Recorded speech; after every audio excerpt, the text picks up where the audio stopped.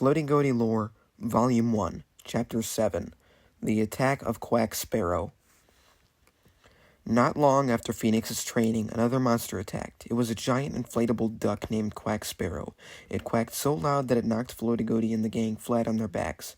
Floaty Goaty knew since it was inflatable, he could easily defeat it with the help of Fuzzy's sword. He stabbed it on the side, hopefully make a hole in the beast. It only left a scratch. Floaty Goaty knew this would be a tough opponent. He told the goats to get out the Power Stone, so Pilgor reached into her pocket and tried to grab it. She didn't have it. Floaty Goaty panicked and asked everyone to check all of their pockets. They had lost the Power Stone. Hashi said that there was no need to worry. He tried to take out the beak of Kevin, but his pockets were empty. The foot of Fwog was no use either. Floaty Goaty was stumped on what to do. All of their weapons were gone. Floaty Goaty thought about going back to Goatshire to grab the weapon he made a while back. But then he remembered it didn't have its power source yet. They had to fight Quack Sparrow barehanded. Floaty Goaty then signaled the gang to take him on while he goes and searches for the Power Stone.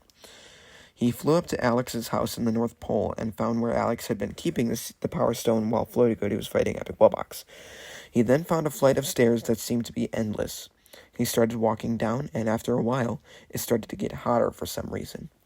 Floaty Goaty then tripped on a loose screw and went tumbling down to the stairs to his death. He woke up in Goat Heaven, where he found Floaty Goaty Goat and Peter Griffin. They explained to him that they had been watching him and his friends. Peter showed him his friends in the battlefield, struggling to hold back Quack Sparrow. Floaty Goaty Goat said that there was a special crystal that Mark found before he died when fighting Fwog. Floaty Goaty then pulled the same crystal that Mark had given him in the hospital. Floaty Goaty Goat was surprised, but they needed to act quickly to get Floaty Goaty back. Floaty Goaty rubbed the stone and said one last goodbye to his father. He was sent back to the underground room where he explored for a bit, before finding a badge that allowed him to move at insane speeds, almost like teleportation.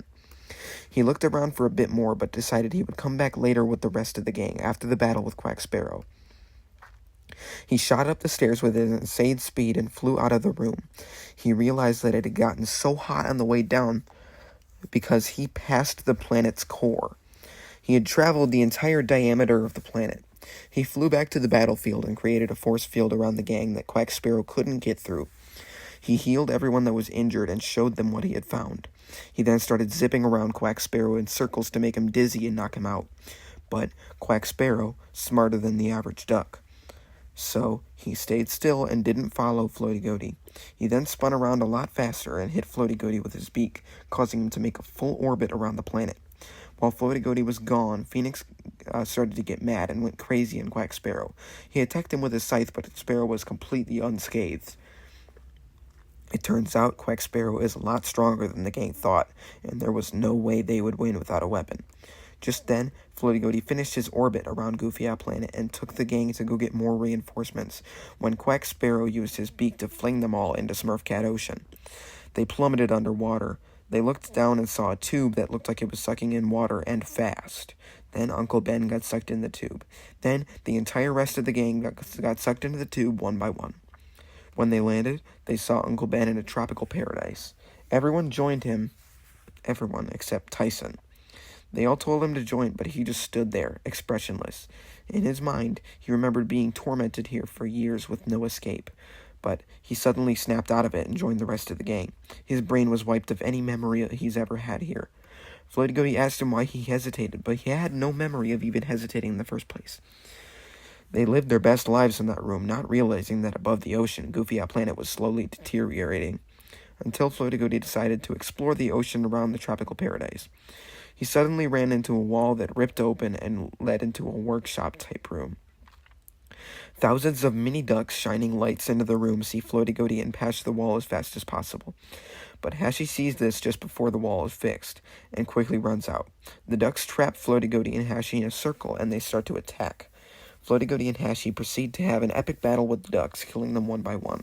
It wasn't easy. The ducks are very strong, even with how small they are. But Floaty Goaty and Hashi continued to pull through, as always. Floaty Goaty then ripped out the wall and called everyone to get out of there. Everyone scrambles out and regains their memory. They then started to explore the workshop in search of an exit. There was no exit to be found, but they found tons of boxes, one containing the Power Stone, the Foot of Flog, and the Beak of Kevin. Floaty Goaty immediately snatched the Power Stone, and Hashi immediately snatched the Beak of Kevin. They were so ecstatic to have their favorite weapons back.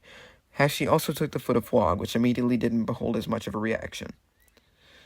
Floaty Goaty shot his Power Stone beam up at the ceiling, but he wasn't thinking all too much, mainly because he was so excited to have his weapon back. When he shot the hole through the roof, a bunch of water flooded in. The gang had to quickly get out of the deep ocean. They swam out and washed up on the shore, everyone but Uncle Ben. Floaty Goaty gave the goats water-breathing powers for the rest of the day and told them to go find Uncle Ben.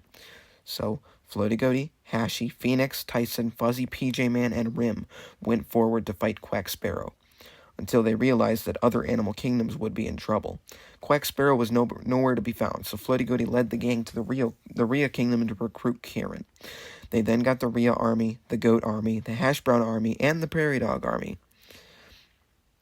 So they searched the whole planet until they found Quack Sparrow with a bunch of clownfish and squids on land for some reason. Quack Sparrow used his powers to give them lungs and legs so they could fight on land.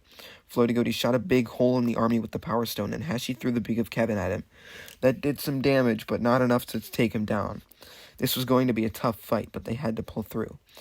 So all the animal kings attacked. Quack Sparrow took down a good few of each army, but then Hashi threw both the Beak of Kevin and the Foot of Flog at him, and that was enough to knock him back. Then Floaty Goaty used his new speed to shoot above Quack Sparrow and blast him in the face with the Power Stone. That almost killed him, but he regenerated quickly. Hashi kept throwing his weapons while Phoenix was fireballing him. Fuzzy kept slashing him with his sword until they finally took him down. Little did they know, while they were celebrating, Quack Sparrow was channeling his energy and awakening his second form, Quackington Quackler. Floaty Goaty used his Power Stone to shoot at him again, but it bounced right off of him. Floaty Goaty knew if they were going to win this battle, they would need some extra help. He called the goats and said that they would look for Uncle Ben later, so they could come help. They came over as quick as they could, and they used the Power Stone to its full power, usually eliminating any monster. But it barely did anything against him. Floaty Goaty then thought about it for a while and decided to eliminate the clownfish and squid armies, making them extinct forever. Now it was just Quackington Quackler against the full gang and their armies, excluding Uncle Ben. Then all of Uncle Ben's animals fell from the sky and joined the fight. They then went on to have an epic battle with all sorts of ups and downs, until Floaty Goaty and Hashi joined together to make a powerful hit with a fully powered Power Stone, the Beak of Kevin, and the Foot of Flog all at the same time. It was enough to knock Quackington Quackler back, but he soon got back up. He jumped up into the sky, and a giant shadow overlooked the gang. Everyone knew it was Quackington about to land on top of them and most certainly kill anyone he lands on. Everyone ran away, and almost everyone made it, but a portion of the armies didn't, and neither did Fuzzy PJ Man. He was killed by the impact. But there was no time to get all teary-eyed, after all. There's a giant battle going on right now, so they had to continue. Floaty Goaty and the goats charged up a Power Stone beam and shot Quackington again. It knocked him back, and they charged another one. It shot him again, almost killing him. Then everyone attacked at once. Floaty Goaty used its Power Stone beam and Glizzy beam along with the Beak of Kevin and the Foot of Flog. Quackington was finally dead. Everyone started celebrating again until he rose and became his third and final form, Quackington Quinquan Quackler Quavius Quandale Quackson Quackity. Oh, come on, screamed Floaty Goaty as he powered up the Power Stone again. He powered it more than he ever did. He shot the Power Stone, and everyone else attacked him with their strongest attack they could possibly use. Quackington was dead. Finally, after the longest battle of the century besides Ohio Final Boss, they finally took down Quack Sparrow. Then they held a funeral for Fuzzy and those lost in the armies. Floaty and the gang finally had some peace.